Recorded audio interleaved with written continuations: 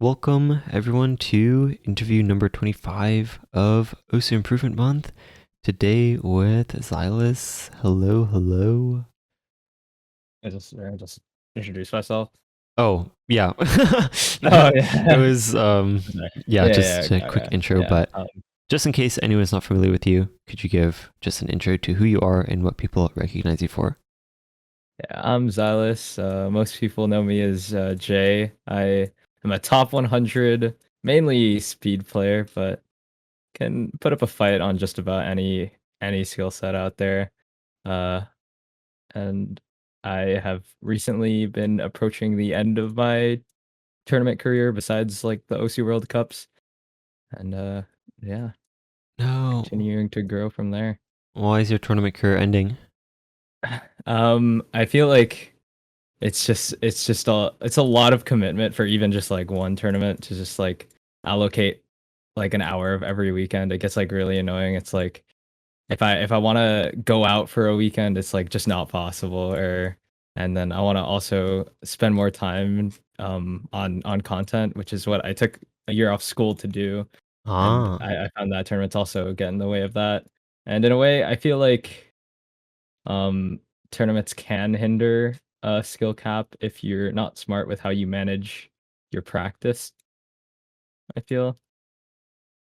What do you mean by that exactly? Um, I am pretty sure this has been mentioned by like a lot of other top players in the touring scene. Like, I guess I could specifically point out Badu how he said like um get logging on and then practicing like a 6-star pool gets you absolutely nowhere, but you do it for the tournament, right? That's But true. in the grand scheme of things, it won't like really push you past as a player. Yeah, I feel like that sort of like takes so much effort uh just practicing a map pool just for one tournament, let alone like if you're in three or four at the same time. So I definitely feel Yeah. that. So I guess I can start working backwards and ask you how you started playing tournaments in the first place.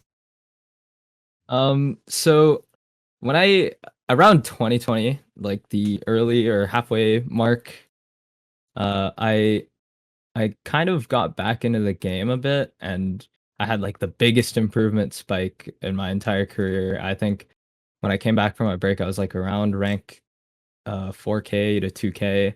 And then after like a couple of weeks or a few weeks, I ended up being like rank 200 or something. Oh my god. And then this was like approaching OWC tryouts time. And then a lot of people were like suggesting that I try out because they saw the potential and talent in me.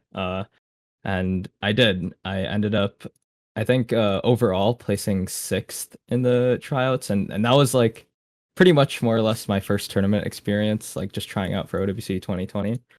And I ended up not making the team, and I think Azer talked about it later on that I was actually like a kind of a ghost ninth player, maybe alongside like Ignite and the Pro 365, and uh, said that I should keep going. And in the on the tryout sheets, I was like really inspired by both Zudinator and Stoof's overall scoring, and I thought dominance like that was like very, very, very like insane, and it motivated me to just reach that point as well. So after that tryout, I made it my mission to gain as much tournament experience throughout the entire year, which is what I thought the difference was between me and players like Zudinator and Stoof, stopping me from like making the team.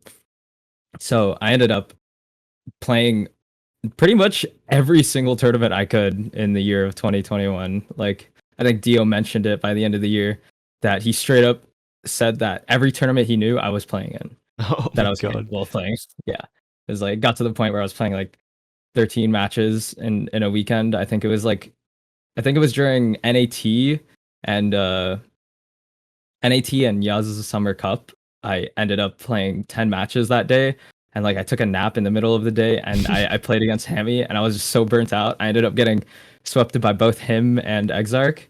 And then they were both like, what happened? It Oh was like I no. first picked speed, and then I just got like a C rank.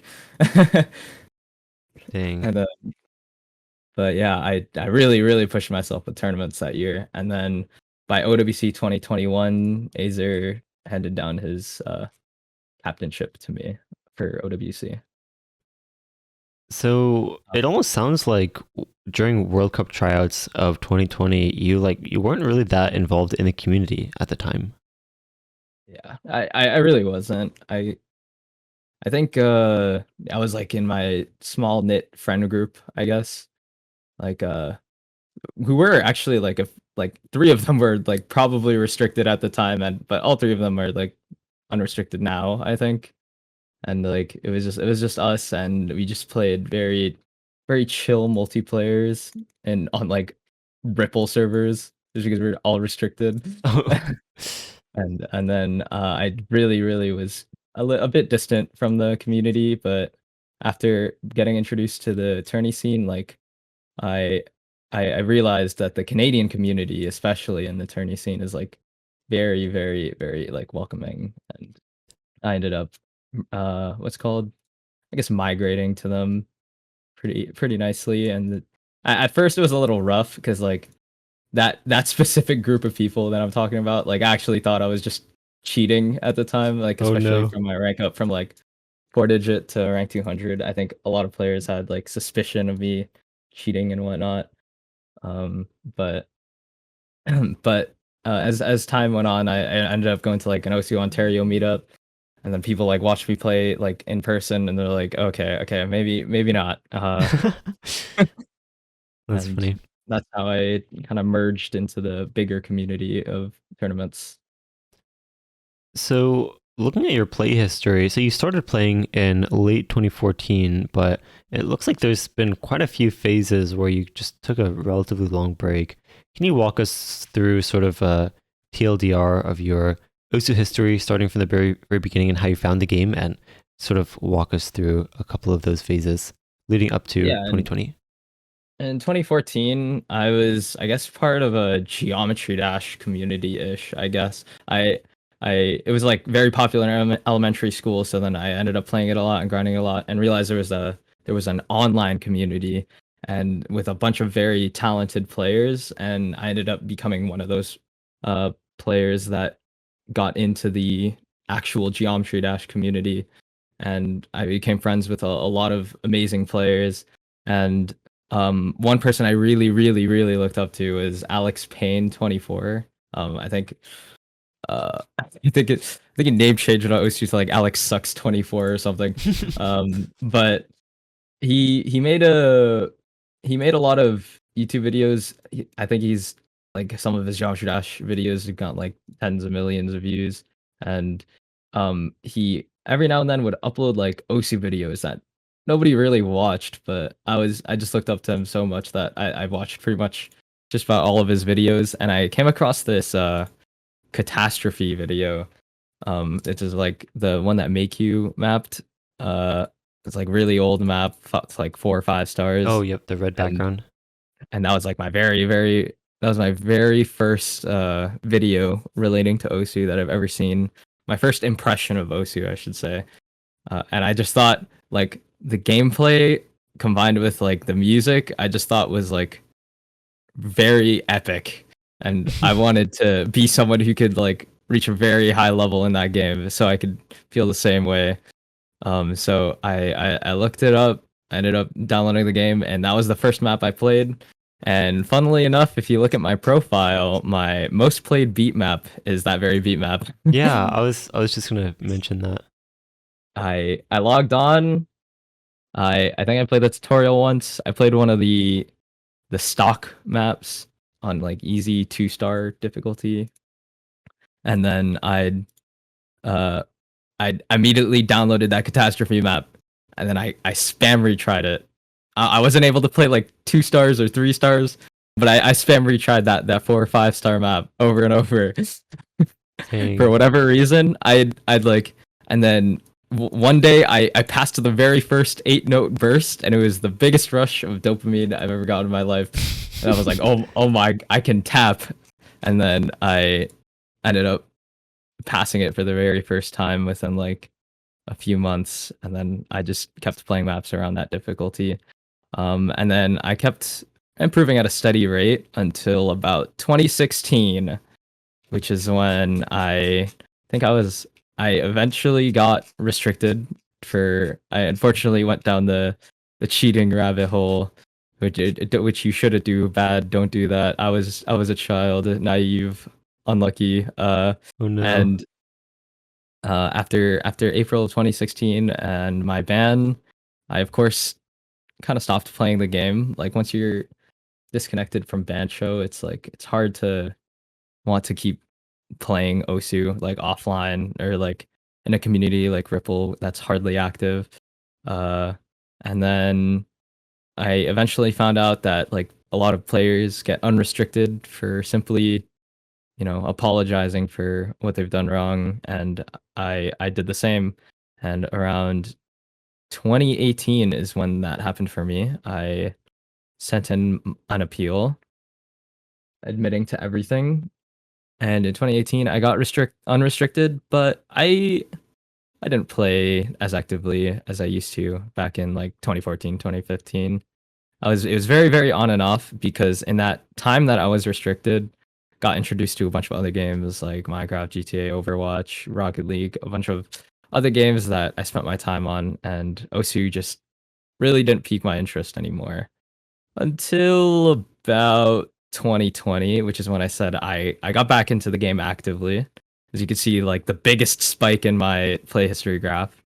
In 2020, uh, me and my friends would like play multis every now and then, and I realized that I was feeling really good with the game, and I was starting to enjoy it a lot, and that that ended up giving me the biggest improvement spike is when I found the most passion I've ever found for the game, and I really grinded and managed to put out like 4,000 plays in the month of July, and that was around my climb from 4 digit to the higher end of 3 digit. And then after that, I got tournament pilled after OWC tryouts, and the play graph dropped again because Scorpy 2 does not count. Dang, that's actually interesting. I want to focus in on like the time when you were restricted. Were you like involved with the like? Did you follow along with the community at all during that time, or did you just kind of completely forget about Usu for a while? It was like if it was like big enough on Reddit, if it was like something very huge that happened, like I don't know, Vaxe getting 1K PP or something, I'd probably keep up with that. Nothing too specific. I wasn't like very into it, but if something happened, I'd probably I'd be up to date with it if it was a large enough story. I didn't care too much, but if it's extremely noteworthy, then I did. Uh, but other than that, I played it very, very occasionally, and I paid attention to the community very, very occasionally. I'd So, say. out of everything, so I feel like there's been a lot of turning points, so to speak, starting from like your very first impression of the game being like the quintessential stream map of that era, 200 BPM on Catastrophe. From that impression all the way over to sort of refinding your passion with the game, what would you say was the most important turning point for you, or the most important moment that really shaped your Uzi career like nothing else? I think it was actually in 2020. I think the biggest turning point in my career was either when I found my passion again in 2020 and simply grinded the rankings from 2K to 200, or around the same time when I got motivated to play in tournaments because of Zudi and Stoof. It was either one of those two were the definitely the biggest turning points. I felt like in 2020 I made my biggest improvements mechanically, and in 2021 I made my biggest improvements in tournaments. So I want to go back to your roots a little bit. I've heard rumors that you just spammed Freedom Dive on Autopilot just over and over and over again. I've also heard rumors that you would leave long stream practice maps on with Autopilot while you like just did other stuff. I don't know, watch YouTube videos, things like that. Can you confirm or deny any of those, and can you sort of expand on your thought process behind any of that at the time? I can 100% confirm the first one, spamming Freedom Dive with Autopilot. I the second one, that's definitely not happened before Oh, ever. okay. But I will say, like I said, when I got into the game, I like played a bit of tutorial and then 2 stars, and then I jumped straight into Catastrophe, near 5-star map, and just spam retried that. And as you know, that map literally starts off with an 8-note 200 BPM burst. At the time, I thought the concept of alternating your fingers was like so ineffective, or like I thought it was like a very weird thing that I didn't think people could do. I didn't think I think alternating your fingers like that at a high speed is just like doesn't make sense. And but it's just like after watching players like Alex Payne do it, I was very motivated to just literally spam retry that singular burst and just like try alternating my fingers to those 8 circles. And when that happened, it was like the best feeling ever. And then eventually, nearly after that catastrophe video that Alex Payne uploaded, he uploaded a Freedom Dive Autopilot video. And he said that he managed to get 20 misses, I think. Or yeah, he managed to get under 30 misses. And then I wanted to give my hand at it because after watching the video, I was just like, this is like the beginning catastrophe stream, except it doesn't end. So then I booted up, I downloaded the map, I booted up, I turned on the autopilot mod, and then I played it. I was like, this is not possible. Um, but I was at that's what I thought in the second half of the map, or after the first few streams, because the first few streams were what seemed kind of possible to me. I was able to hit some circles, and I was fine with that. But my theory was that okay, Alex Payne was able to do the beginning burst of Catastrophe, and then can now play something like this. And I was like, I'm gonna try going down that same path. So then I I simply played Freedom Dive Autopilot over and over again.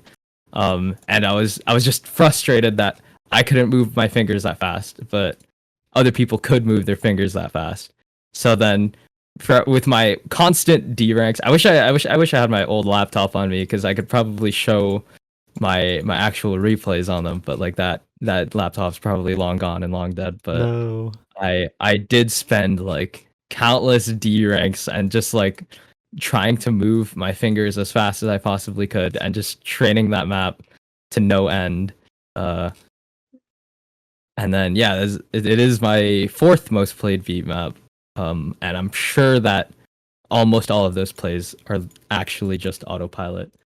And then I felt like after that, after kind of somewhat being able to C rank Freedom Dive with autopilot at the time, I've noticed that when playing literally any other map that is around my skill level, I just had an edge over everyone in terms of tapping speed and tapping in general, I guess. Like finger control patterns or streaming. It's as if like my left hand has unlocked more than most of the players around my skill level. Because I don't think anyone else did that. Did you feel like your experience with Geometry Dash sort of gave you a quote unquote head start with like either the concept of rhythm games in general or just your actual finger speed from playing that game? Do you feel like there was any transferable skills, or did you mostly feel like you were starting from zero? It felt like I was mostly starting from zero. I feel like in terms of skills, there was just about no transfer except the mental fortitude of grinding. In Geometry Dash, you literally load up a level that's like slightly difficult for you, and you just play it over and over again until one day you just complete the whole level. And I feel like that's what I carried over to Osu when I spam retried Catastrophe, and then ended up spam retrying Freedom Dive with Autopilot. I feel like in terms of rhythm games, that's not how people approach it. It's usually they just play as many different maps as they can, and then they just continue doing that. But my mental was taken straight from Geometry Dash and was like, if I can't do this, I'll just keep playing it until I can do it. And but in terms of skills, I felt like me clicking my mouse with my right hand to dodge obstacles on the screen didn't really transfer over to Osu, which I feel requires different coordination and different muscle memory.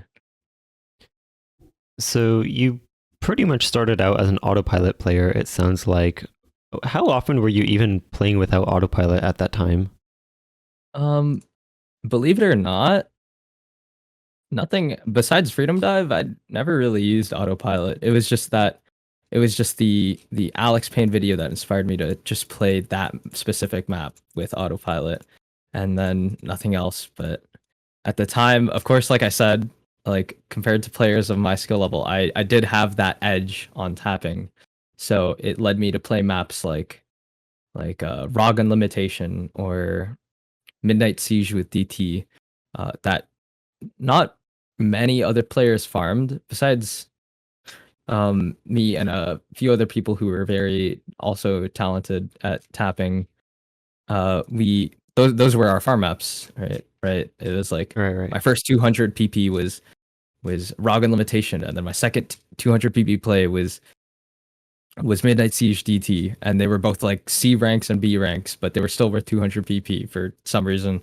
And I never felt the need to play with autopilot for maps like those because tapping for that rank range, like the map still existed with minimal aim. But Freedom Dive is a map that like a player of my caliber at the time definitely could not aim. But with maps around like Midnight Siege and Rog Limitation, I was not really handicapped in the aim department, and it was definitely practicable. So I never really touched autopilot again. Maybe no fail, but I either played stuff like that or maybe if you guys remember War Pledge from like Doomsday's 1v16 video in a multiplayer lobby that he FC'd. It's literally just 240 BPM streams, I think. And that was also another map I grinded. I think it was introduced to me by a friend actually in this listening to this interview right now. He said that the ultimate stamina test was to spam retry or get a score on War Pledge 3 times in a row, or like Oh, pass it 3 times in a row. dang. Is us as 6 digits. Well, I mean, I think we were like 5 digits at the time, but that's like the equivalent to 6 digits nowadays. We would try to pass War Pledge as many times as we could in a row, which was just some 240 BPM death stream map. Not too much aim, so I still never really used autopilot. And then that carried on to me getting passes on maps like Image Material, which has some scary 260 BPM streams. Maybe not for like the higher end of players, but for us at the time, it was definitely a dream pass. And of course, without autopilot again, since it's like just about everything in that map is like flow. So you mentioned talent a little bit. Can you define exactly what you mean by that? Do you feel like you had an inherent advantage compared to other players before you even started practicing and grinding? Or what exactly do you mean by talent per se? There, I feel like there are some things. I don't know if it's like other previous hobbies that have carried over. Like I believe like obviously people who have played drums before could have an edge on single tapping because it's like almost the same wrist movement, so they'll have like extra talent on like single tapping. Or if you've played like mashing like mini games, you could have an edge on tapping streams, single taps, or like I guess double tapping or vibro. But like sometimes like I feel like there's a slight advantage some people have, like I said, that could either be contributed by hobbies like those, or they actually naturally have that extra agility in their hands. But I feel like regardless of what that advantage is, I feel like anyone can achieve that level of agility. Yeah, and I think if I had to pick out one thing that you actually mentioned earlier is that the most transferable skill for you from Geometry Dash was that sort of mental fortitude to just grind over and over and over again and just push through being, I guess, just not being able to get anywhere close to a good score. So there's a couple specific questions talking about long stream improvement, and then I think we'll branch out to other topics from there. But someone sent you a question. They said, "How do you keep your consistency high enough during long streams?" They said, "My ability right now is just to burst those high BPM streams." So how do you go from just being able to burst a BPM to being able to have that consistency and I guess being able to play for a really, really long time? I feel like the difference between tapping bursts and tapping um, long death streams is how you use your like the energy in your hand, I guess. For bursts, like sometimes it's a not too hard of a strain, but it's a quick level of strain you use to just tap out as fast as you can for that burst. If it's a really high BPM. But as for streams, that isn't very that won't suffice because you can only do that for short periods of times. Otherwise, you will burn out really quickly. I feel for to have consistency for high streams or for long streams at a higher BPM, you have to be comfortable with that BPM. So if I can stream a 1000 circle long 250 BPM stream, I am comfortable with 250 BPM. I can effortlessly tap 250 BPM without any level of strain or energy required. It's just second nature to me. I will just let my hands move and they will move at 250 BPM for 1000 circles long. And if you don't have that, it's just something that needs to be trained. And sometimes you can train for that by playing even longer streams at a slightly lower BPM or playing slightly shorter streams at a higher BPM. Um, I think I think something that I'm not sure if this will work for everyone, but I always overshot my my maximum BPM tapping abilities. Like uh when I was starting to get kind of comfortable on 200 or 220 BPM long streams, I'd I'd go over to War Pledge and then I'd play that and I was like I am not comfortable with 240 at all, but I'd slap on no fail and then I'd play it till no end and then later on 200 and 220 felt like a lot more comfortable and I was able to tap it with ease and built up a lot of stamina. When you're comfortable on a BPM, the only thing that will stop you from losing stamina is tapping offbeat, really, and all you would have to do is just readjust, which is why I could feel like infinite stamina. It's like your hand. I feel like everyone has an unlimited tapping BPM. It's just that won't move up until you push higher BPMs and longer streams. And it is just a matter of grinding those C ranks until you can get comfortable with it. And one day you'll wake up and then realize that your hand can naturally move at a higher speed than you were able to before. And once you're really comfortable on that BPM, you just let your hand do all the work and you'll be able to focus on how accurately you tap once you're really comfortable moving at that speed. And then that's what consistency relies on. How comfortable you are on that BPM and how accurate you could keep your concentration.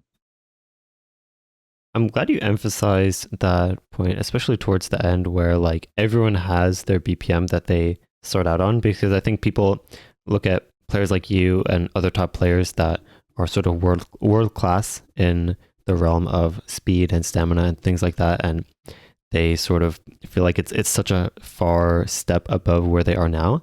But I think I'm glad you sort of emphasized that, like, it's, well, first of all, it's like such a gradual process, and that you have to be relative to the BPMs that you're currently playing at. Yeah. It's like, I think in terms of consistency, you practice slightly in your comfort zone, and if you want to push like the actual BPM or the speed aspect of it, that's when you push out of your comfort zone. So it's like a bit of back and forth, practicing really difficult tapping maps to push your speed, and then playing within your comfort zone to practice your consistency. Um, like sometimes I watch players like grind out 180 BPM like death stream maps and only 180 BPM death stream maps, and they're constantly pushing out A ranks and S ranks.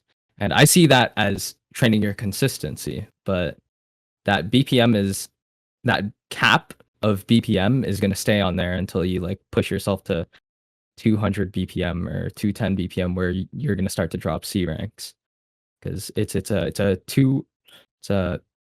a two lane highway, I guess. It's you gotta you gotta play both at higher BPMs and BPMs you're comfortable with if you want to have both consistency and speed. One thing I'm really hearing from your story that I sort of want to try emphasizing is that you need, and this basically relates to what you just mentioned, where like some people feel like they're practicing their like mechanical ability by, like, as you mentioned, playing like 180 long stream, but I feel like a lot of people just aren't comfortable enough with getting, like, pushing out of their comfort zone, and it's like, I think, scary to a lot of people because they don't like the feeling of being bad at something, and so they would rather just stay at whatever BPM they think they can play decently. So, but I think what you're hearing, first of all, in your own situation, where like you just like relentlessly just push yourself more and more and more, and I feel like that probably over many other things is probably what led to such fast improvement, alongside just the sheer volume that you put into the game. But yeah, I feel like that is something that I'm definitely noticing from your gameplay and your story a lot more than, I guess, what you mentioned a lot of other people find themselves doing. Yeah, for sure. I feel like that's something that like a lot of speed players haven't like sheer speed players have in common, as like somewhere in their OSU files they have a map where they have nothing but D ranks and C ranks, and that will exist like everywhere. Surely like even with players like Marami, even though like you see Eterna's scores and he only gets like really good ack on ridiculous speed maps, I'm sure like somewhere down the line and on those same maps, if you scroll down as locals, he could have like some either really yucky looking scores, or maybe on even harder maps where he has those scores. Yeah, I think the sort of unseen practice that all these top players put in is really important to recognize. Yeah, for sure. Yeah. So there's another question somewhat similar to kind of pushing your boundaries. This might be something that everyone deals with, but I'm curious. There's someone who sent in a question that says, to Zylice, how do you deal with finger locking? It's finger I feel like finger locking is also I feel like this ties in with the previous question. I feel like if you the second you finger lock, that means you're either not comfortable with that BPM or you're not consistent with that BPM. Um, and once you figure that out, you gotta keep keep getting yourself comfortable with either the length of the stream or the BPM of that stream. Um, and you could, if it's you should be able to tell if it's because the BPM's too high, then you do need to push out of your comfort zone for the BPM streams that you're practicing. And if it's not, then it's likely a lack of consistency, and you just need to let's call it put in a more efficient level of energy into your tapping, and that will come with time if you continue practicing maps at your comfortable tapping. Like if you practice stream maps that you're comfortable tapping, and then it's if it's entirely second nature to you to tap it, then you'll never struggle with finger lock. Yeah, that actually relates to another question that someone sent in. So you're welcome to use the same answer, but I'm curious if there's anything else you would expand on. But someone asked tips on tapping lighter when playing speed maps.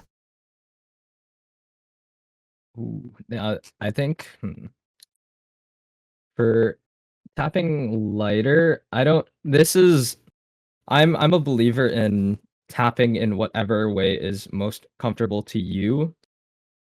If the most comfortable way to tap as light as possible, if you don't think that's light enough, then that's then I don't think you should force yourself to tap lighter than that. It's like you should try to for efficient tapping, you should try to tap as light as you can, but as light as you comfortably can. If it's to the point where you have to ask how do you tap lighter, then I think you've already reached that point of lightest tapping possible, I guess. But I know some players who like never tap light actually. Like even some of the greatest speed players don't ever tap light. I don't think it's like entirely necessary to have the tapping skill to never bottom out or always just tap with a perfect efficiency, because I feel like it's always a battle of half efficiency and half like raw speed or raw strength.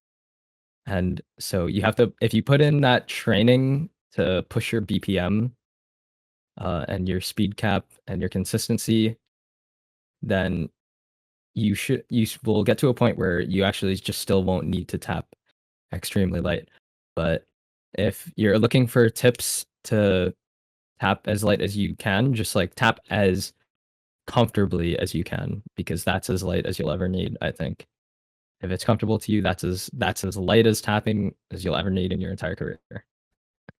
Yeah, I'm glad you emphasize comfort as well. I feel like that's something that a lot of people they sort of understand intuitively, but at the same time, it sort of always feels like there's something more that they can tweak about their tapping. But basically, what I'm hearing is that like once you find something that feels comfortable enough, then like that you just have to run with that pretty much. Yeah. Like I think even I myself like bottom out all the time, and like even for 270 BPM death streams sometimes, like I've heard comments like in person when people watch me play in person, it's like, wow, I didn't think you actually tap that hard for streams. I thought it was just that you just tap like super light, like feathers. But no, it's just I just tap as comfortably as I can. I'm curious if you would recommend the strategies that you sort of used and sort of the methods that you used. If you would recommend those that same, I guess, method of I guess like the way that you were raised, so to speak, would you recommend that method of practice to newer players? I feel like OSU players mentally differ, and like I said, I did have that mental fortitude coming from Geometry Dash of just spamming the same levels over and over again. And if that's not something you're used to or something you like hate doing, then I of course cannot suggest this to you.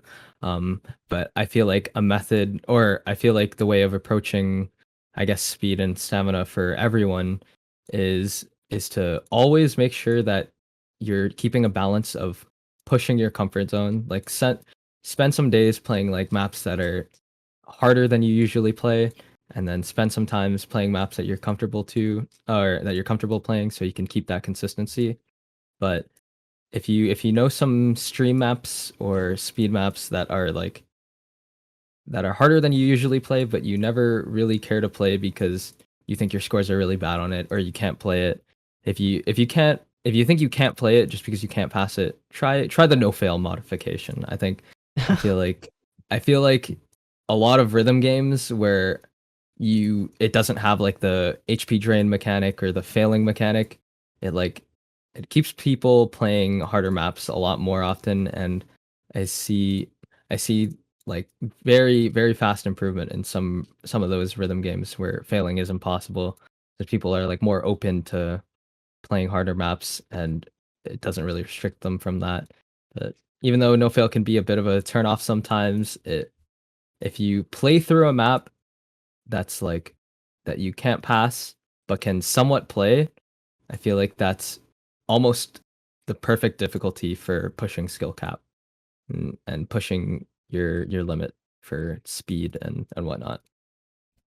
Yep, I actually 100% agree with that, and I'm glad you mentioned no fail also because maybe I'm a little biased, but I completely agree with how like the HP mechanic doesn't really correlate to your performance on the map per se, especially because like the strength of the HP drain is just kind of arbitrary based on whatever the mapper put.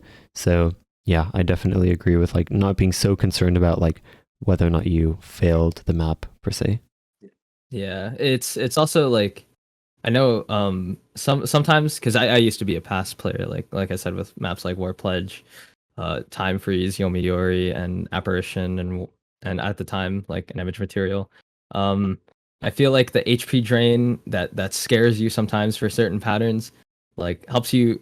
I feel like that's the not only can be the quickest way to build mind block, but also build bad habits. Because when the HP drain starts to get low, you automatically prioritize um, passing as opposed to playing the map properly, and you end up doing shit like mashing, double tapping, flailing your cursor around.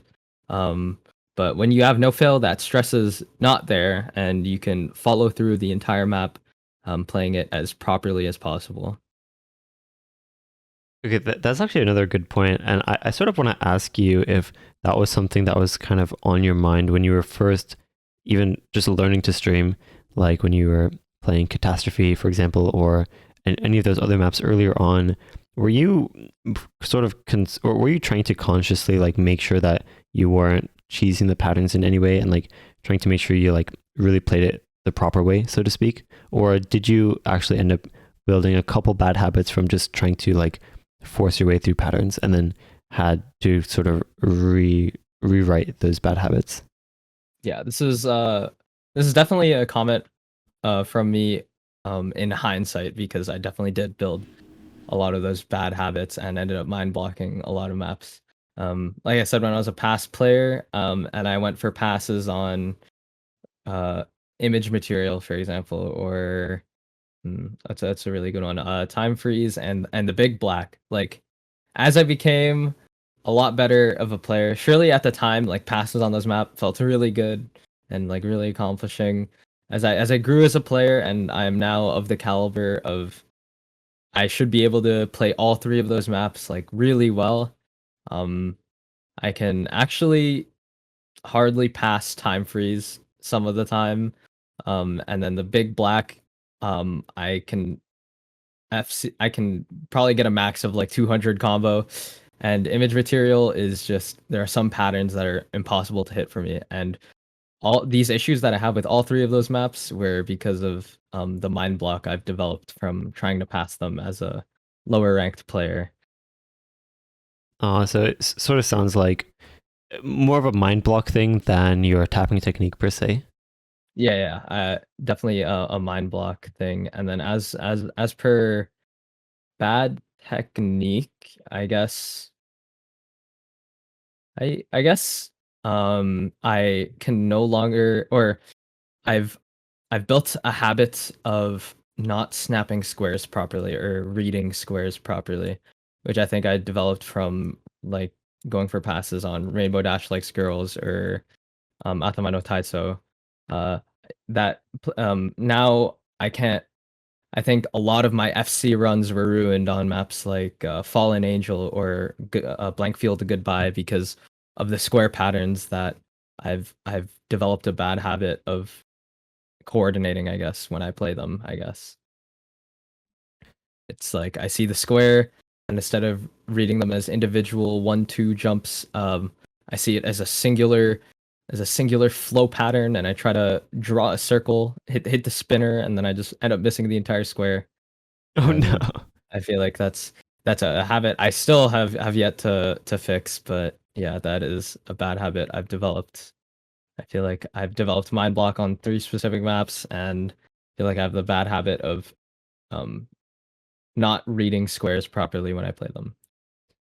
Have you ever But been able to like overcome any of those mind blocks? And are there strategies that you've used to try overcoming or conquering any of those mind blocks?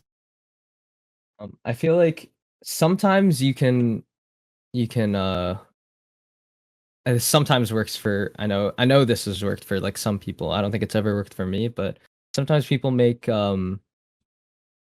practice difficulties for the specific patterns they're mind blocked on, and they try to play it until they're comfortable with it. I think the times I tried this, it usually made it worse for me, but I know that it can work for some people out there. But my personal strategy to mind block is to spend as much time possible not playing the map. Try to like I guess ignore the map until after a long period of time the patterns for that specific map become kind of fresh again, and you've also spent all that time improving a lot, uh so that it becomes like because like even when I started the game I was already developing mind block on catastrophe, right? From trying to pass it, and there were some patterns, some jumps in that map that were impossible to hit later on. But if you grow as a player, like it'll get to it'll get to the point where the map is just so easy that the mind block you had just doesn't matter anymore because the pattern is simple enough for you to hit regardless of the mind block. Um, but if you take as much time away from the map as possible, I feel like the patterns become more and more fresh, and your mind doesn't filter out the pattern incorrectly. I feel Yeah, yeah, I definitely agree with that approach. Obviously, there's the whole like you can try making practice divs and really analyzing what you're doing wrong, but I definitely agree with that. I guess method of trying to allow the patterns to become fresh to you again, and in the meantime, while that's happening, you're spending all this time practicing and improving as a player. To where once you come back to that map, hopefully it seems a lot easier than it was back then. yeah, for sure. So I think this question's a bit. I'm not sure if how much it relates to the other topics you've mentioned, but someone asked, "How do you work on accuracy on death streams in particular? Is it something that just comes from improving your stamina, or is it a separate aspect of play entirely?" I think accuracy is almost like um an overall thing. I feel like if your accuracy improves, it'll improve for every skill set. So if you've if you've built a comfortable tapping for a specific BPM and a specific stream, the only thing stopping you from getting good accuracy on that is your accuracy in general. And I think to improve on accuracy, it's a matter of playing. I feel like it's just sheer consistency, right?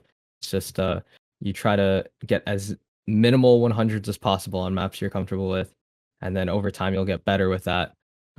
This you could practice this on just about any map that you're usually comfortable with, and if you just play it trying to increase that percentage number, it'll come naturally to you, and combined with your skill of being able to tap that stream map, your accuracy will carry over to that.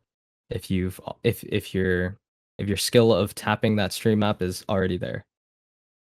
Okay, that does make sense. So it sort of everything, I guess, transfers as you unlock more BPMs. That accuracy, like Yeah, ability that you already have, just kind of gets unlocked along with it. yeah, for sure. So I feel like AC is just yeah, it's just a comfort thing, yeah, yeah, yeah. consistency and I comfort. Yeah, see. And I think it also comes with your like as you refine your technique as well. yeah, Something that for sure. improves. But it sort of seems like it's more of a byproduct of improving other things. So someone asked, what do you do when you get stuck at speed improvement? Sometimes I think I struggled with this like maybe a few months ago. This was actually like a month or two before I got my top play. I hit the biggest wall in terms of speed. I my tapping has reached a point where I was actually struggling to tap like 230 and like 210 when when I normally have like unlimited stamina for 277 BPM sometimes. It was like very it's very demotivating playing the speed maps that I'd usually play and just not even being able to play them anywhere as near as I used to be able to. But I feel like that that happens with a lot of people. Like you have to you have to just accept that skill dips sometimes and off days happen or even off weeks or even off months. And in that time I was just like it'll I kept my head up. I played other things, and then I trusted that eventually, I'll, uh, um, it should come back on maybe a day where I have more energy, or a day where my hands are working better. Uh, and then after playing, as long as I'm still playing Osu, my hands will still be in shape for whatever. So in that time that I practiced like a bunch of reading, a bunch of like tech with HR and whatnot, the following month, I had a burst of energy once again, and I was able to tap like I usually do, and it actually ended up being an improvement spike. And when I flew over to New York for like the New York O2 meetup, I stayed at my friend's house and I played on his setup and got my top play of Lionheart in New Oh, York. oh my God. Which and I turned around, I'm like, yo, I just got a 900, and he was just like, what? Oh shoot. Wait, that's still your top play right now. Yeah, it's still my top play. Oh, what the heck? And yeah, that top play was not in Canada. That's It's crazy. kind of a yeah, kind of a funny story. It was like right after my worst speed, my worst month in speed. I happened to just get it all back out of nowhere. I was like, sometimes your hands just don't work, and but they'll recover with time as long as you don't like ditch the game entirely, I guess. I feel like that level of decay you might have to recover from, but I feel like if you have days where your speed's just a lot worse, then maybe you can call it for that day, but expect to see it back someday. Otherwise, you you can take the current level of speed you're at and just scale everything down. So what you usually practice, you take that same thing, but at a you take those same training routines, but of a smaller scale with slightly easier maps and slightly lower BPMs.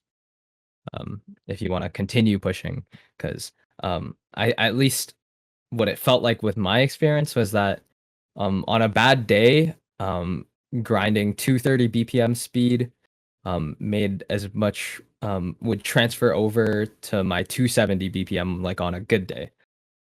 Um, I don't know if this will if it's like 100% causation, but it's what it's felt like in terms of my experience. So I'm not sure if it will work for anyone, but it's obviously worth a shot anyways if your speed isn't there anyways. I'm full Filipino, 100% Filipino. Yeah, yeah. So someone just asked in the chat in case Yeah. people are listening after the fact. Yeah. Someone asked if he's half Filipino or not. But yeah, that is definitely something I feel like a lot of people run into where they just have like skill resets almost, or that's what it feels like. And I think the way you sort of summarized it is actually very clear, where it's like as long as you don't completely ditch the game and just sort of scale down your practice, maybe focus on other skill sets a little bit, and you'll get back up there in no time. Yeah, for sure. So speaking of other skill sets, you mentioned that sort of during that time you focus on things like your reading. Someone sent in a question to you and asked you how you improve your reading. I feel like obviously reading has like many paths. I think there's there's low AR density and really high AR reacting and reading complex patterns. I feel like there's like three of the main branches, and then they like intertwine here and there. But um, I feel like some people confuse the term of being able to read something like 10.3. Uh, because I feel like there are some maps out there that you can feel really, really comfortable reading 10.3, and then or like even a handful of maps that you're really comfortable reading 10.3 on, and then you realize that there are some like slightly complex 10.3 maps, and then boom, out of nowhere, it feels like AR11. Uh, Even though the other maps you played feel so comfortable on 10.3. Um, high AR, high AR reading can be really hard to master, but I think that once you truly master a high AR, you'll never lose the ability to read that AR. I think in terms of like visiting low AR, because some people play 10.3, like log on to OSU, play 8 hours of AR11, and then can read AR11, and then but they say that when they try an AR8 map after, they no longer can read 10 AR10. And I feel like that's the short-term reading they've built from learning those specific maps. And it's like you can learn to read maps on 10.3, but I don't think that means you've mastered the 10.3. But I feel like training that high AR comes from a bunch of sight reading, I guess, complex maps at high ARs, because um I when it comes to tech and alt maps on DT, they feel like a completely different ball game from your typical DT1 10.3 reading. Uh, and once you learn to master those, then that will stay there. Even when you try to play like AR8 hidden reading, like I know players like Arnold and Utami, the other team can pick DT1 after they just played Hidden 2, and they'll play it no problem and just like no issues, even going from AR8 to AR 10.5 or something. Uh, but when it comes to lower AR reading, I feel like you can almost say the same. You can just sight read a bunch of complex pattern maps at that AR at AR8. I feel like this strategy has helped me and a handful of players I know. If you play maps that are like very like considerably below your skill level, like I guess if you're comfortable usually playing 7-star maps, try playing a 4-star map with easy per se, and or even playing it with hidden. uh you'll figure out that like some people think that at face value easy is just an impossible mod to read and they can't play it no matter what. But if you play like a map easy enough, like easy will feel a lot more playable than you realize. And then if you grind those, you can slowly increase the difficulty and the density at which you play easy at.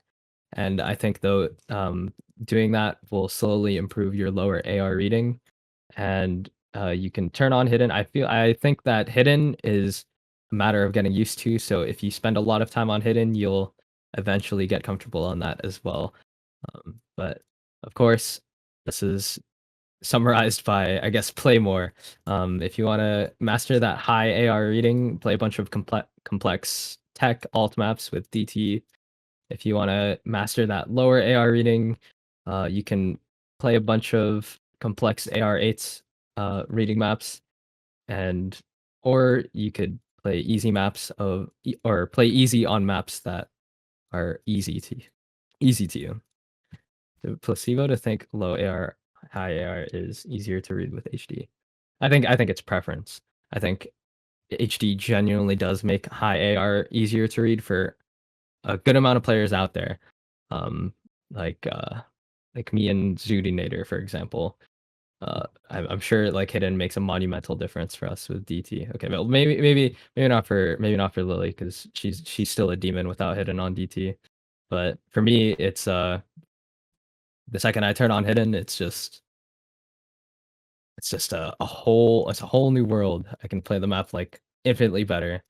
Yeah, the map could also it also depends on the map. I feel like hidden almost always increases the difficulty in terms of flow for a good amount of players out there. But yeah, So for you, hidden makes it easier on higher AR but harder on lower AR. on lower AR, I think if there are perfect stacks, hidden will probably make it harder. But other than that, I also find hidden more comfortable on lower ARs. So just in general, I see. Yeah, so just in general, hidden, I read patterns easier with hidden. Besides maybe flow, like if it's some map like Justice Monster or Itho or any alt map or Prayer, Coco Soko, the hidden will probably make it harder. But Right. And again, as you mentioned, it's a lot of preference from player to player yeah, with that mod. yeah, for sure, for sure. Going back to what you mentioned about, I guess, being able to quote unquote play a certain AR in the short term versus really having mastered it. I'm actually I'm glad you made that distinction because I feel like that's something a lot of people experience, especially as they're like as newer players start to rise up in star rating and they start playing like the highest fastest AR they can read right now is AR 8, and then eventually that becomes AR 9 and then AR 10, and then gradually it seems as if they quote unquote forgot those lower ARs, but in fact really I think a better way to think of it is that they sort of it's not like that they ever knew how to play AR 8 per se, like they never quote unquote mastered it. It just happened to be the fastest AR they could play, and they're only ever playing the like as fast as they can possibly read, if that makes sense. So Yeah, I think it's important to have that distinction of like you can read, you can adjust to an AR in the short term, but really having mastered it and being able to just switch immediately to that AR without any prior warm up to it or very minimal warm up to it is a whole different game. yeah, for sure. It's like sometimes I can talk to a 6 digit or 5 digit player and that claims I could read 10.5, and I'm like, what the hell? On a bad day, I can't even read like 10.1. And then only to realize that our definitions of reading those ARs are completely different. It's like they can read like I don't know, Powderu on 10.2, and then like I'm thinking of 10.1 on like Mela. Yeah, I think having like memorized only one or two maps of that AR and considering it like being able to read it is definitely a bit far fetched. Yeah, for sure, for sure. So I think the last skill set I want to really hone in on is probably aim. So I'll start with this question that someone sent in. They said, what are some tips for aim control when playing speed maps and doing long streams? So this is more about aim specifically when it's also straining for your tapping hand. If it comes down to speed, then you have to, if you want to focus on aim control, you have to make sure that your tapping is 100% there, because coordination is really important. So if your tapping isn't there, if it isn't like very accurate, very comfortable, then the perfect aim control just won't matter because your tapping will not match it. And in terms of aim control, coordination is pretty much everything. So you have to make sure that you're comfortably and accurately tapping the BPM to the point where you don't even have to focus on your left hand. It's all in the right hand. Your left hand just follows the music, follows the map, and then you snap based off what you see on the screen. And aim control, I feel like, is one of the hardest skill sets to gradually improve. I think aim control like almost always improves in spikes, and like sometimes you'll feel like you hit a wall like almost every time, like cut streams and like snap alt or flow alt at an extremely high BPM. If you process the map properly, you should be able to comfortably tap it and then follow along to the pattern with your right hand. But in terms of that, you want to make sure to grind both ends of it. Maybe not at the same time, but because you need one of them to what's called to accompany it with the other skill set. If you need the both the speed to be there and the aim control to be there. If you don't have the aim control to accompany your speed, you're gonna miss everything. If you don't have the speed to match the aim control, you're gonna be missing everything. So on the side, you want to be grinding, like I said earlier, higher BPMs and tapping that you're usually comfortable with to push both that cap and build to that consistency. And then you want to practice a lot of course, aim control, which I'm sure a lot of tech maps have, or cut stream maps. I guess I don't really know what to call them besides just I guess raw aim control. Right. Uh, but if there's like I'm sure a lot of alt maps have aim control. Like that's where you can almost always find the aim control at. Uh, snap alt, flow alt. A lot of maps where they transition between um, snap and flow will usually help you the best with aim control, like movement mapping, I guess. And then once you can build both of those skill sets individually, then that map should come all together.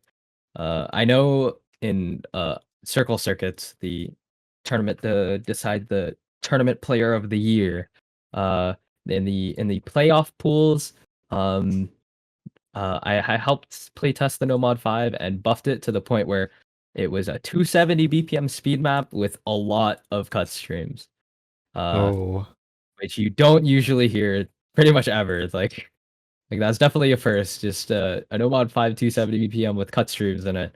Uh, basically, if I I wasn't too warmed up when I first play tested it, and when I when I was playing through it, I was like, I'm aiming this perfectly, but I'm hitting absolutely nothing because my tapping isn't there.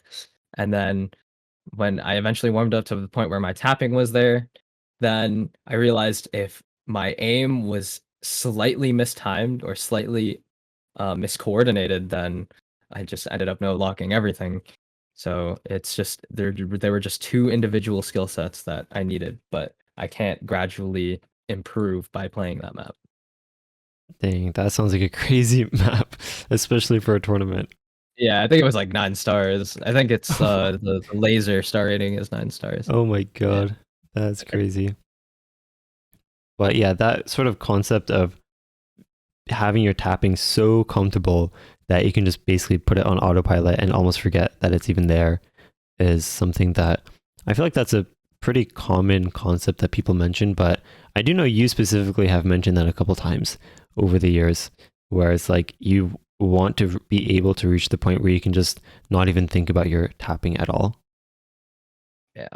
What you want to train to. Once you've reached that point on a specific BPM that your left hand's invincible for everything on that BPM. Like all you have to do in terms of aim control is just focus on your right hand and accompany your left hand. Yeah, although I think you would also agree that like once you're either if you're breaking into a new BPM or if you're just sort of first getting started, sort of mastering your, I guess, just getting used to tapping and your technique and fundamentals, things like that. I feel like Yeah, you do still need to focus on it for some time until it reaches that point where you can put it on autopilot. for sure.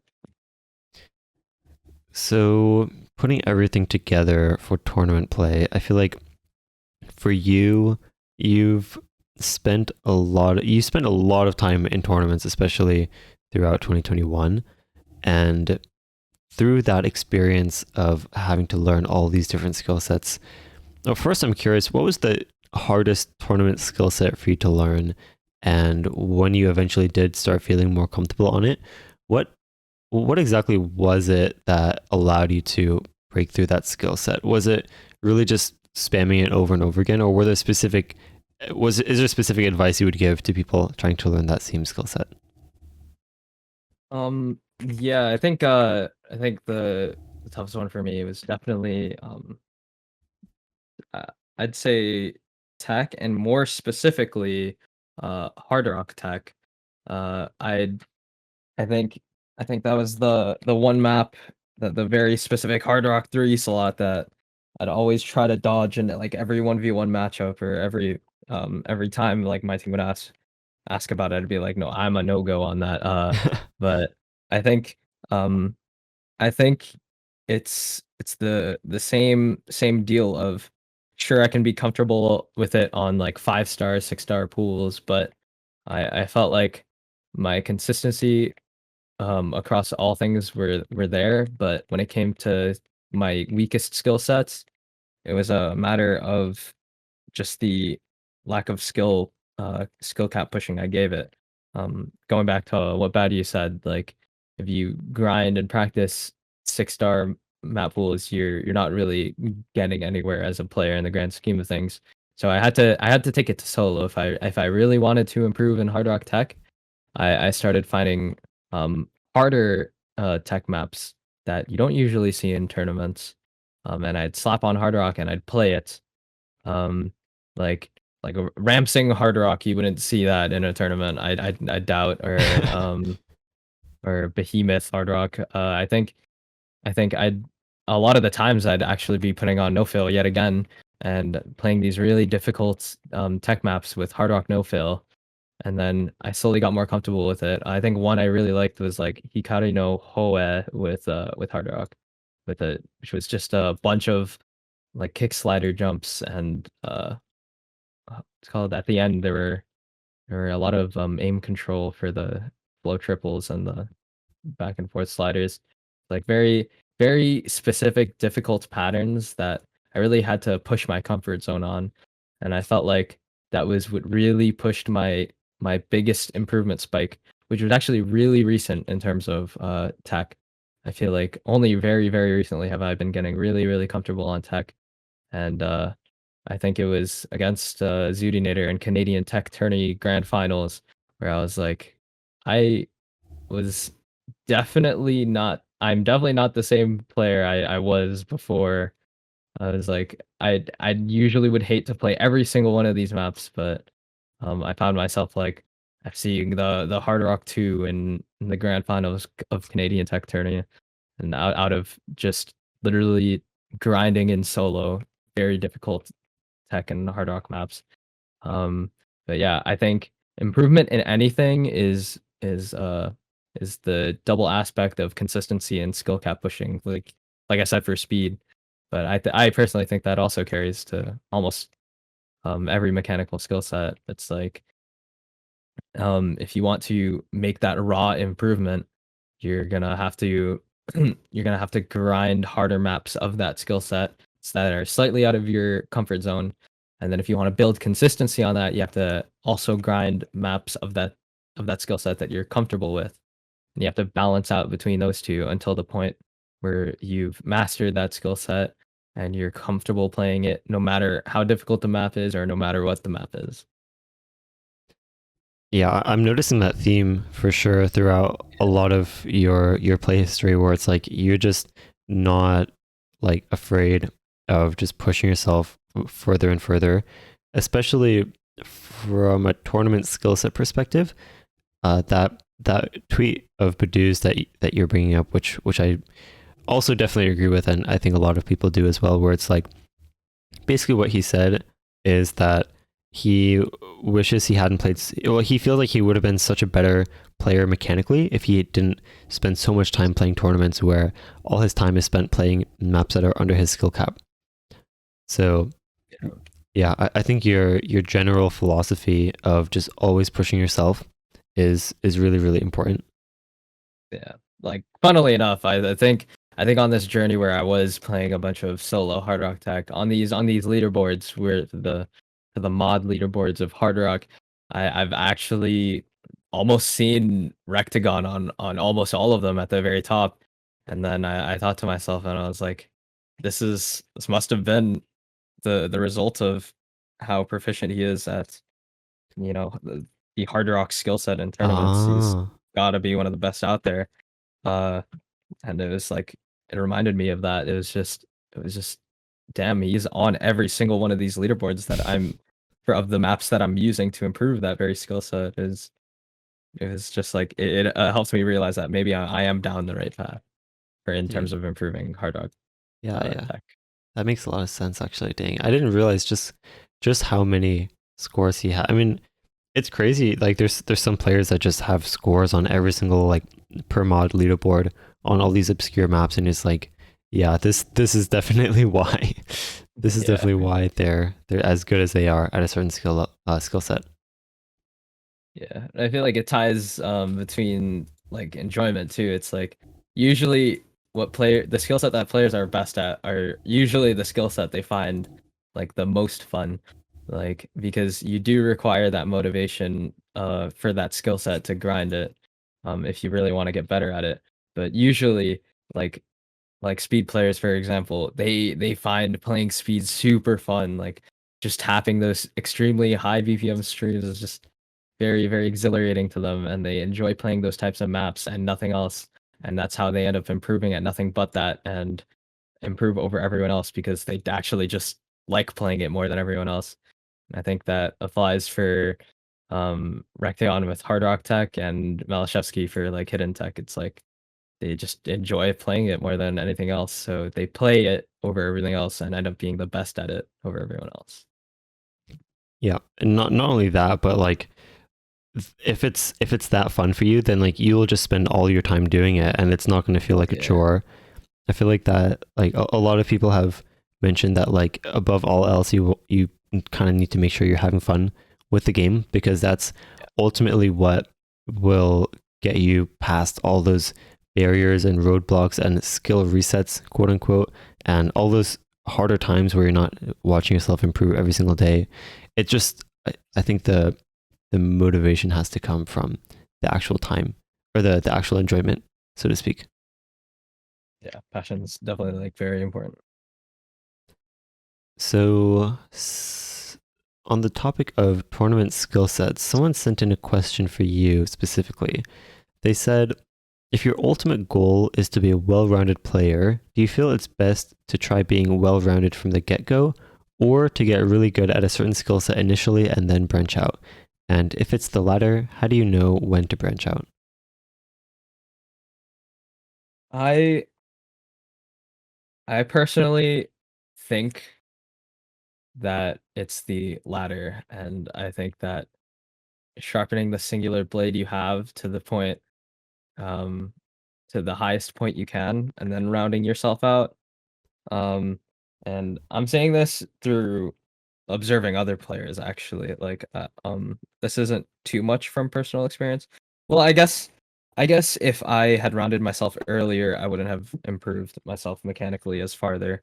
Like I said, I feel like if you don't push yourself in solo comfort zone as much, then you're not really going to go anywhere as a player.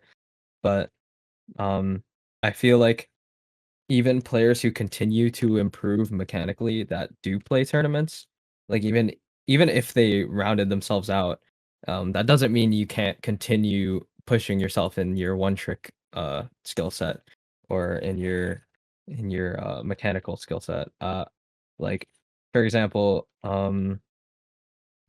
like I think Emrek, Vaxe, White Cat are the three examples of people who have mastered the one thing they were good at until they became the very best and then rounded themselves out to become three of some of the greatest tournament players OC has ever seen. Uh, and I think you definitely should just push that one trick skill set as far as you can go.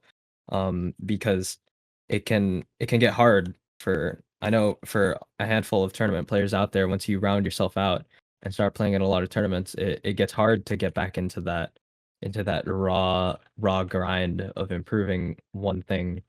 It makes you want to completely it makes you want to constantly improve on your weaknesses and constantly improve on map pool practice and whatnot and learning maps. Um, but I feel like players like even Malashevsky and Utami who have rounded themselves like fairly early, they have never left their solo grind. Like Malashevsky and Utami still pulls out to solo and shits out some insane DT scores, and Malashevsky still pulls out the solo and shoots out like very insane aim plays with hidden, and those, even though they have rounded themselves out, they still allocate some time to push out their singular skill set to the max. But you're guaranteed to take that path if you sharpen that knife from the very beginning, right? Uh, Right. I think I think I feel like that's the hardest part actually. I think because I think if you get to the point where you're mechanically really good and you're like the number one player and you just have one skill set, I feel like alt, like and tech and gimmick and reading, all the skill sets, like because they're on a much easier difficulty, because pools are gonna be much easier than what rank one players usually FC. Uh, it's gonna be almost like a matter of getting used to, just because they're on a much lower difficulty. And the second it reaches skill cap, it's like you have the edge over everyone because you're the most proficient at playing extremely hard maps. It's like people say, like if there was a 9-star pool, no one's beating like Emrak. All right. But it's it's the hardest part of improvement, I think, is just the mechanical improvement, which I think is pushed through that solo grind or one trick grind. And then, but if you round yourself out, it's not going to be too easy to get back into that solo one trick grind. It's like a rabbit hole you fall down.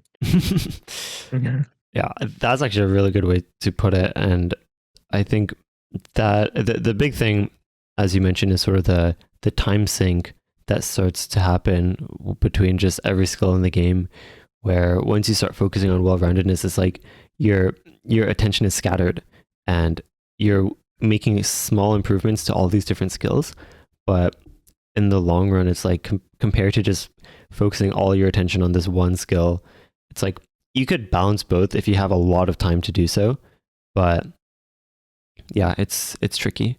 It's definitely one of those things that, like, as you mentioned, players like Utami and Malashevsky that like continue pushing their mechanical abilities in solo and not just spending all their time with tournament map pools.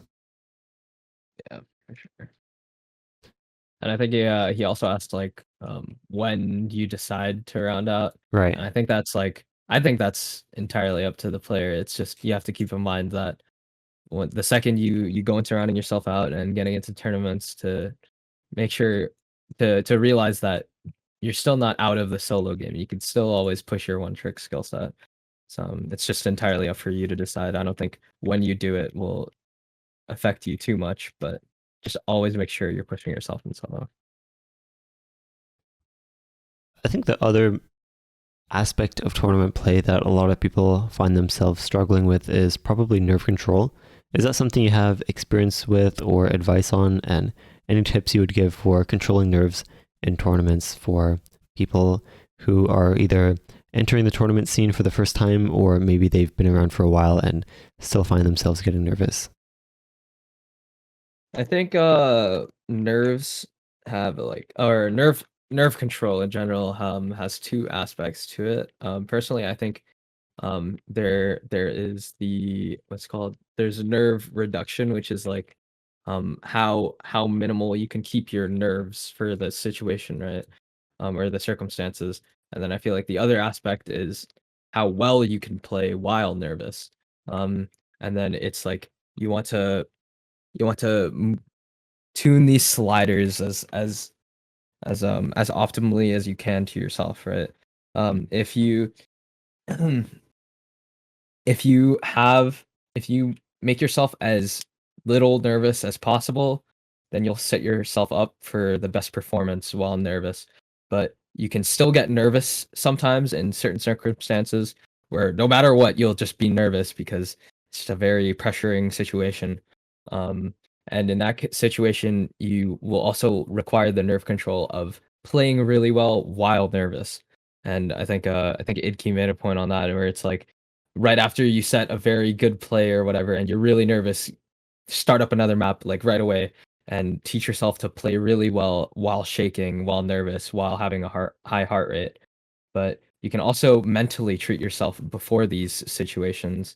Um, I think it's just like sheer mental, but I know that some players, no matter what they tell themselves, no matter what they do, they're always going to be nervous.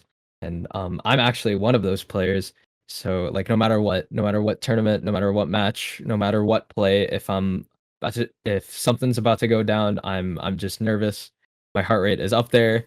Um, but so that aspect of nerve control, I might not be the best to go to in terms of numbing down that nerves before a situation. I kind of, but in terms of the or playing well while nervous, um, it's almost as if I really let my nerves take over because I kind of just accept that they're there, and I just tell myself that if I improve as a player, no matter what, my skills while being nervous will also improve alongside it, and um, if it gets to the point where, like, even when I'm nervous, if I play as relaxed as possible, sure, I might shake or sure, I might have some inconsistencies in my tapping and aiming just because of how freaking nervous I am. Um, I will still, like, try to remain as contained as possible and play, um, to the best of my abilities. And it's almost like an autopilot thing where I go into a match, it's like, "Oh my gosh, I'm against you, Tommy. Oh, we're tied up." And it's like, I didn't expect to be tied up to Tommy." It's like, there's a possibility I could win this. And then from there, I just, like, go fully autopilot because any thoughts make, will just make my nerves turn on me, I feel. So if I empty my mind, it'll just be my nerves will provide nothing but adrenaline to me. It's kind of like a double-edged sword. Like I know some people say when they're nervous for a tourney, I think like KHC for example, they say they have the fastest tapping they've ever experienced just because Right. they're nervous. And it's like it's just that adrenaline. It's the double-edged sword. It will ruin your consistency because of how shaky you can get and how fast your heart can be beating. But it's also like extra energy, extra focus. And if you can mentally autopilot, then you'll get the most out of those nerves. Even if they may shake you here and there, it's inevitable. And when you accept that, you'll get the most out of it. Yeah, I feel like that emphasis on the sort of two different aspects of nerve control, one being that you don't get nervous in the first place, and the second being like once you are nervous, being able to control yourself and still being able to play well. So yeah, I think that's a really important distinction to make that I definitely agree with as well. I'm Yeah, curious how the content creation aspect of it plays in for you specifically. I know this is something that doesn't relate to that many players, but I think there's definitely some people that would be very curious to hear for you specifically how the content slash streaming aspect plays into either nerves or the way that you play and the way that you practice and things like that. it's really weird to me because pretty much whenever I have a tournament match, I'm always streaming. So it's hard to think about a time when I have played a match like without the stream on or how it's like to play without a stream on. But whether it's on or off or whether I have like 500 or 1K viewers while streaming Speed Cup Grand Finals, it's it's it doesn't really I felt like it's gotten to a point where the it hasn't affected my gameplay or my nerves at all. It's just something I've gotten used to.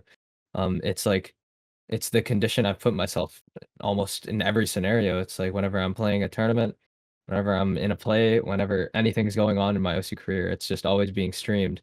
So it's either that that's my standard, that is just my the nerves that I will always be at, or I if my nerves are less off stream, then I just don't know about it. But from my memories, I think when I first started out and didn't really stream as often, the nerves did not change from now. So I think I've just gotten used to content creation while playing in tournaments. I don't think that has played into my nerves looking back on like OWC tryouts in 2020, which I sure I streamed, but obviously to not the same scale. It was like there were not many people watching, probably like single digit viewer count, and then like probably one chatter. And compared to now, it's just something. The gradual growth is just something I've constantly been getting used to. So it just hasn't really interfered with my nerves or OSU play at all. I don't think. Do you have advice from a content creator perspective for people that are looking to grow their channel? Are there any lessons you've learned going from that person who was just kind of streaming to pretty much nobody all the way up to being, I think, one of the most recognizable names in the content creation and OSU live streamer universe? Any tips that you would give for people that are looking to grow their channel?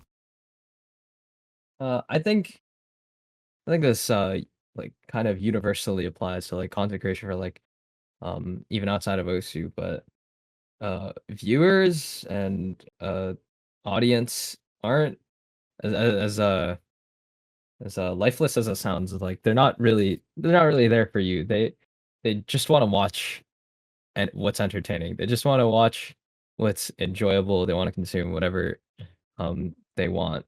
Uh they will come and go a lot of the times, and if you aren't doing something different, then they'll have no reason to watch you. And if you're not doing it consistently, then viewers will come and go very frequently.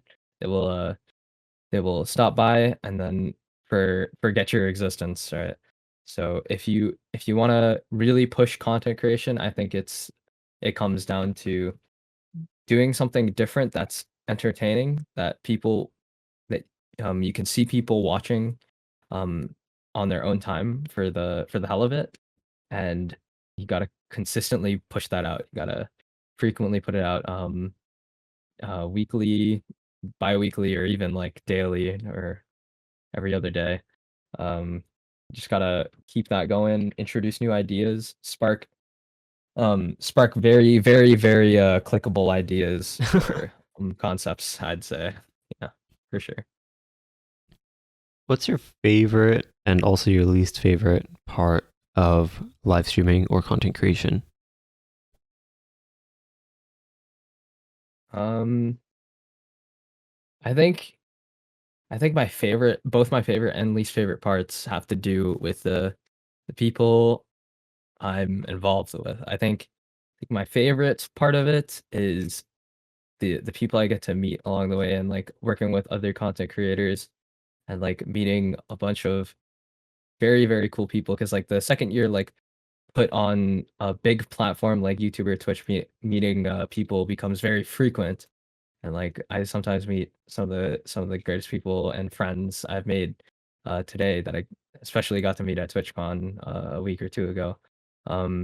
But I feel like the worst part of it, same source. I feel like some of the people that come into my chat every now and then, or even comment on my YouTube videos some now and then, can be very demotivating and hurtful, and they're very, very, very off-putting shit and uncomfortable and mean comments. But even though it's like wherever there's light, there's dark. So if there's, I'm happy for to meet all these people that bring the good in my life, but there will also be those few people that come in and say, "OMG, Emmerich better" or something.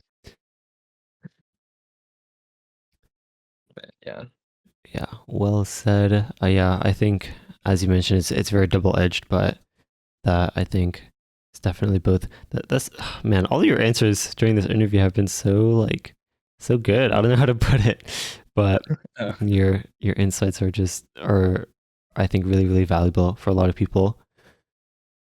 So the last thing I want to touch on for a little bit is probably mindset, and I guess specifically related to comparison, either with the ranking system or just with comparing scores with each other. things like that. Do you have any points of wisdom when it comes to mindset? What exactly defines a good mindset? And do you feel like that type of comparison is good or bad? And what are some ways to cultivate the healthiest mindset and mental environment for yourself? I think um like, of course, I think I said this earlier, passion is very important and it's needed there. You need to be enjoying the game. You need to have something and find something that is fun in the game. Otherwise, your mental is already a step below everyone that is enjoying the game and finds it really fun and continue playing for enjoyment.